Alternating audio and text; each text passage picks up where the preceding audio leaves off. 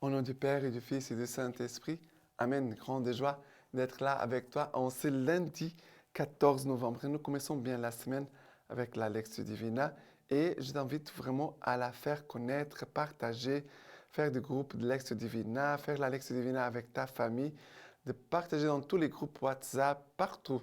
Il faut faire connaître la parole de Dieu. La première lecture d'aujourd'hui, c'est Apocalypse, chapitre 1er, à partir du verset 1. Révélation de Jésus-Christ. Dieu la lui, la lui donna pour montrer à ses serviteurs ce qui doit arriver bientôt. Il envoya son ange pour la faire connaître à Jean son serviteur, lequel a attesté la parole de Dieu et les témoignages de Jésus-Christ. Toutes ces visions. Heureux les lecteurs et les auditeurs de ces paroles prophétiques, s'ils en retiennent le contenu, car le temps est proche. Jean, à cette église d'Asie, grâce et paix vous soient données par il est, il était et il vient, par le Saint-Esprit présent devant son trône. À l'ange de l'église d'Éphèse, écrit, ainsi parle celui qui tient les 7 étoiles en sa droite et qui marche au milieu des 7 candélabres d'or. Je connais ta conduite, tes labeurs et la constance. Je le sais, tu ne peux souffrir les méchants. Tu as mis à l'épreuve ceux qui usurpent le titre d'apôtre et tu les as trouvés menteurs. Tu as de la constance. N'as-tu pas souffert pour mon nom sans te lasser? Mais j'ai contre toi que tu as perdu ton amour d'autant. Allons, rappelle-toi d'où tu es tombé. Réponds-toi, reprends ta conduite première. Alors, Jean, le nom Apocalypse, ça veut dire révélation.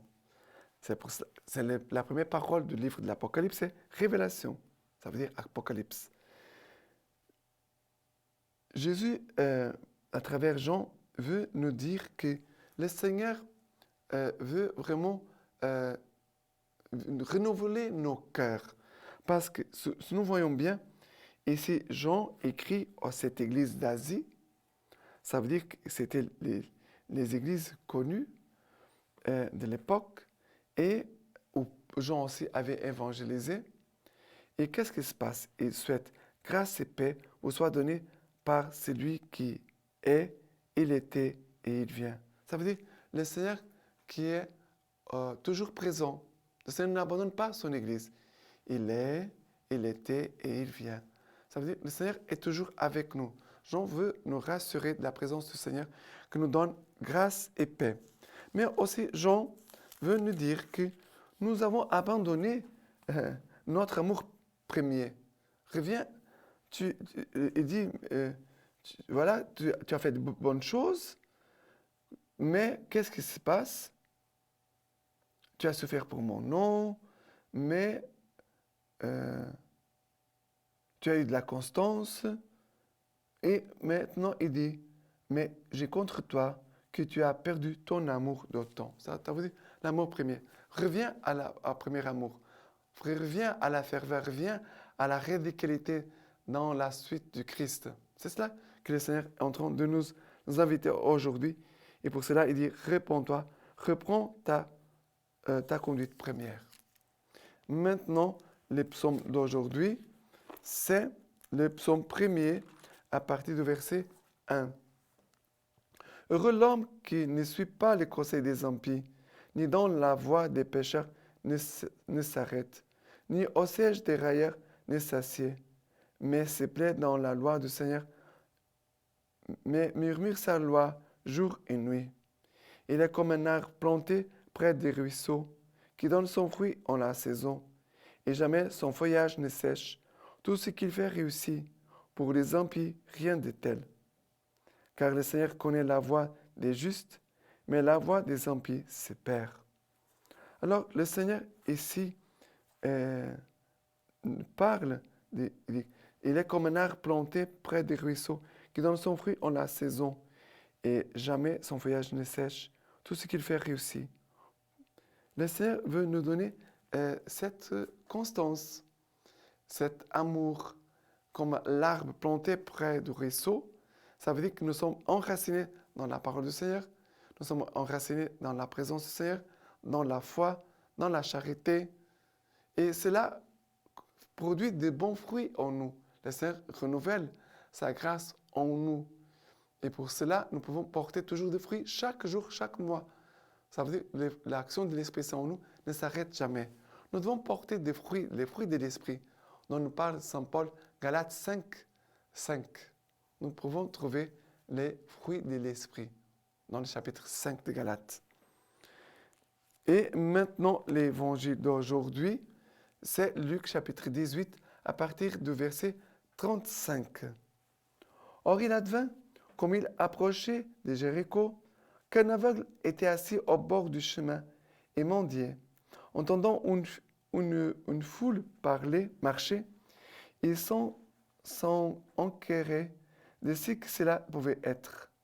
On lui annonça que c'était Jésus le Nazaréen qui passait. Alors il s'écria, « Jésus, fils de David, aie pitié de moi. » Ceux qui marchaient en tête le rabrouaient pour le faire taire, mais lui criait de plus belle, « Fils de David, aie pitié de moi. » Jésus s'arrêta et ordonna de lui amener.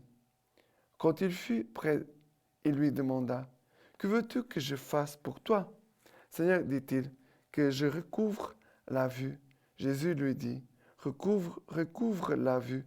Ta foi t'a sauvé. » Et à l'instant même, il recouvra la vue. Et il le suivait en glorifiant Dieu. Et tout le peuple, voyant cela, célébra les louanges de Dieu. Alors ici, nous voyons un aveugle qui marche, il était assis au bord du chemin et mendiait. Aveugle, pauvre, mendiant, assis à côté du chemin. Ça veut dire, le chemin, c'est Jésus-Christ. Il ne connaissait pas Jésus-Christ. Il ne suivait pas Jésus-Christ. Mais il entend les gens qui parlaient et il pose la question, mais c'est qui passe? Jésus. Et là, il prend toutes ses forces et commence à crier vers Jésus-Christ. Ça veut dire la prière. La prière. Une prière de fond du cœur. Cette prière que cet homme a faite, c'était la prière la plus intense de son cœur. Jésus, fils de David, aie pitié de moi. Jésus, fils de David, aie pitié de moi.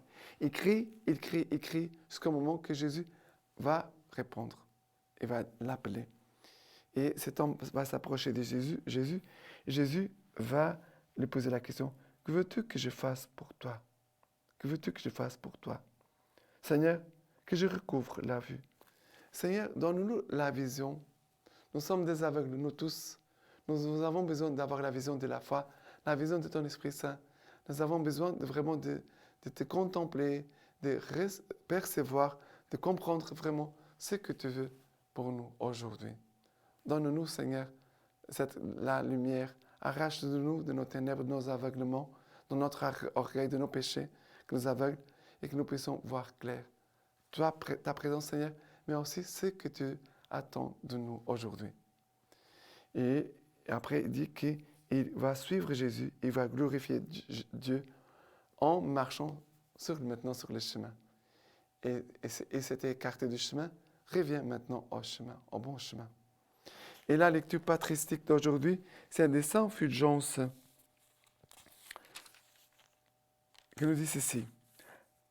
Instantanément, en un clin d'œil, quand retentira le signal au dernier jour, car il retentira, les morts ressusciteront, impérissables, et nous serons transformés. En disant nous, Saint Paul montre qu'il est uni à ceux qui recevront le don de la transformation future et qui sont ses compagnons dans la communion de l'Église et dans une vie droite. Il suggère la nature de cette transformation quand il dit « car il faut que ce qui est périssable en nous devienne impérissable. Il faut que ce qui est mortel revête l'immortalité pour que de tels hommes reçoivent alors cette transformation en juste récompense, il faut qu'elle soit précédée maintenant par la transformation qui vient de l'abondance de la grâce. L'abondance de la grâce. Maintenant, je laisse la bénédiction par les mains toutes pures de la Vierge Marie. Que Dieu Tout-Puissant vous bénisse et vous garde, le Père, le Fils et le Saint-Esprit. Amen.